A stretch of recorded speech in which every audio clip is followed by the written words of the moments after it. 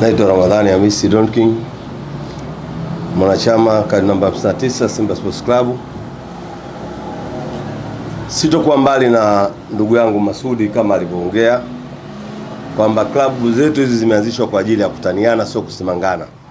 Na inakoelekea tunaelekea katika kutengeneza chuki ambazo tukiziendelea kuzipanda katika kizazi hiki basi zinaweza zikamea mpaka katika vizazi vijavyo, na hatimaye mpira wetu ukatoka katika mpira wa kutaniana tukaenda kwenye mpira wa uadui. Simba sisi sio maadui wa Yanga, sisi ni watani wa jadi na Yanga. Na ndio maana hata wao wanapofikia mahali wakikwama, sisi tunawakwamua. Sisi ndio tumewasababisha Yanga wamekuja huku tuliko kwenye mechi za kimataifa, kwa sababu tulipopata nafasi ya kupeleka vilabu, kuingiza timu nyingi, sisi ndio tumefanya juhudi ya kupata hiyo nafasi, na yeye ndio akapata nafasi ya kuingia kushiriki mashindano ya kimataifa. Na siku zote alikuwa anakwenda na anafeli. Sisi mwaka 93 tumefika fainali ya kafu, wao wakatubeza, wakasema mmefika fainali lakini kikombe hamkuchukua. Lakini Mungu sio jongo, mwaka uliofuata ikawa zamu yao wao kwenda kushiriki mashindano hayo ya kafu. Wamecheza mechi moja tu, wamecheza hapa nyumbani wakafungwa goli moja na Morocco Swallows, wakenda South Africa wakafungwa goli 2 wakatolewa. Kwa maana hiyo sisi tumefika fainali wakasema tumetia aibu, lakini wao wamecheza mechi moja hawakutia aibu. Hiki ni kitu cha ajabu sana kwa ndugu zetu. Wanapenda kujikweza katika vitu ambavyo wao hawana uwezo navyo. Sisi ndio tunaowasaidia mpaka wanafika huko waliko. Wamechukua kombe la Afrika Mashariki Uganda, wakaja wakatubeza. Wakati sisi tunaondoka pale Uganda kuja nyumbani, tuliwaacha wao. Sisi tuliwaachia $3,000 ili waendelee na mashindano. Manake tuliwasaidia wakati ule ili nchi yetu iweze kuchukua kombe kile, tuweze kupata sifa ya nchi. Sisi tunaiangalia nchi, lakini wao wakipata wanajiangalia wao kama wao binafsi, kwamba wao ndio wenye uwezo wa kufanya, sisi hatuna uwezo wa kufanya. Wakati sisi mafanikio yao, sisi huwa tunachangia mafanikio yao. Kama walivyosema tuliwaazima wachezaji watatu, Shaban Ramadhani, marehemu Alphonse Modesti na Monja Liseki. Wakati wao wanashiriki mashindano ya kimataifa, sisi tulikuwa hatukupata nafasi, tukaambia wachezaji wetu waende wakacheze kule Yanga, waisaidie Yanga ili iweze kufika mafanikio. Hatukuwasimanga sisi, sababu sisi ni watu tunapenda sana uzalendo. Lakini wenzetu kupata kidogo tu, sasa hivi imekuwa masimango, kila jambo baya wanalisukumia kwa Simba, kwamba kila kitu kizuri wamekianza wao. Alafu wenzetu ni wepesi wa kukataa matokeo mabovu. Tulivyowafunga goli 5 hapa akasema akafungwa Nchunga wa kufungwa Yanga.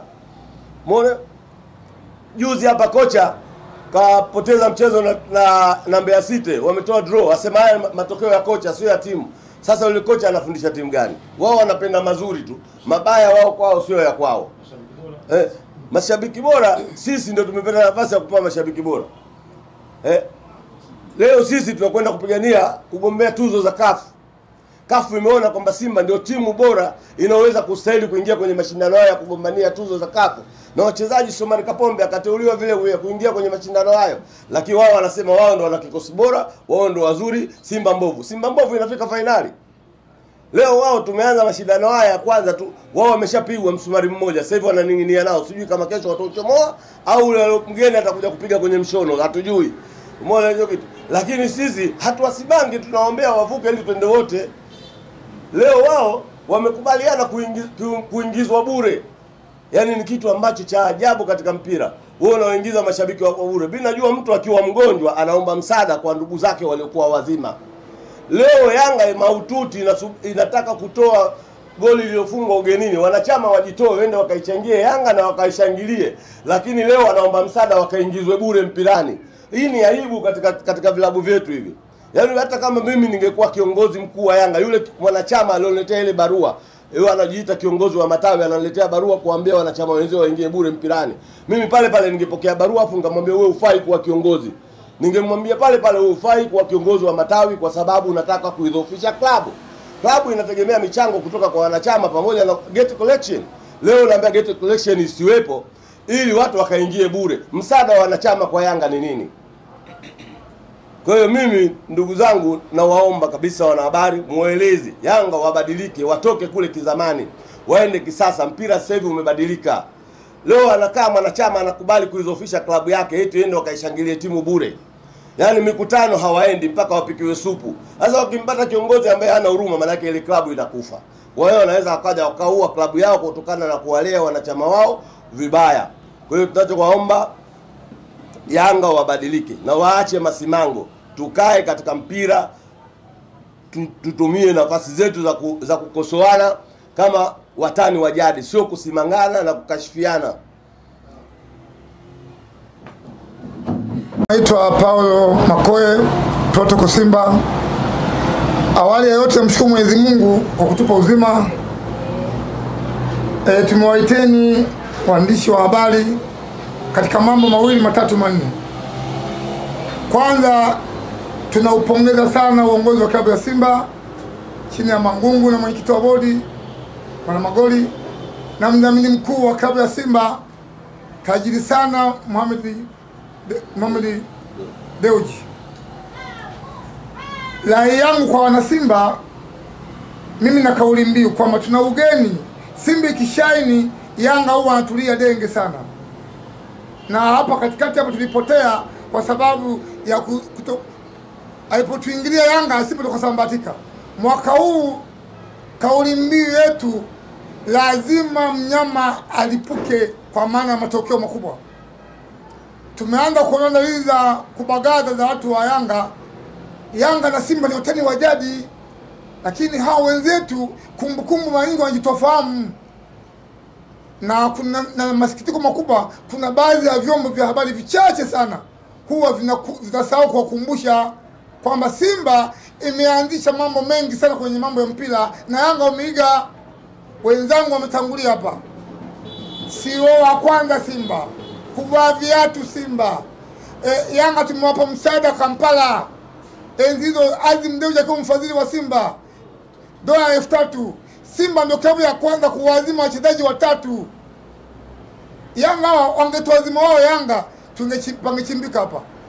Nini la Yanga kwamba wana Simba tushikamaneni sana. Hizi kauli za Yanga za kutupagaza hawajaanza leo, hawana shukrani. Tuliwapiga 6 bila, tuliwapiga 5 bila, wakasema tanchunga.